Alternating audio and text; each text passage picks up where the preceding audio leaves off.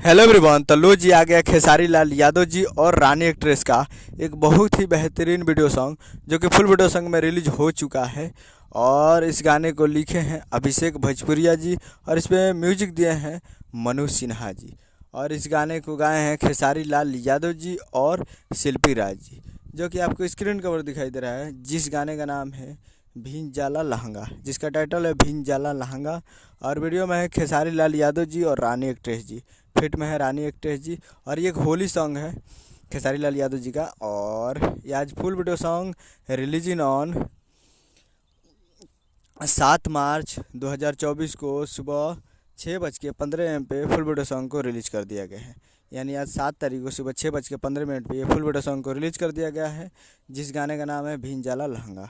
और ये full video song आ चुका है। तो आप लोग अभी तक इस गाने को नहीं सुने हैं तो आप लोग जाइए और जाकर VR music present Bhojpuri YouTube channel पर जाकर सुनिए और प्यार दीजिए। VR music present Bhojpuri YouTube channel पर जाइए और जाकर सुनिए और प्यार दीजिए। उम्मीद करने को वीडियो अच्छा लगा तो चैनल को सब्सक्राइब बेल आइकन प्रेस करें ताकि किसी के यादव जी लेटेस्ट न्यूज़ लाते हैं। मिलते हैं अगले वीडियो में, तब तक के लिए जय हिंद जय भोजपुरी।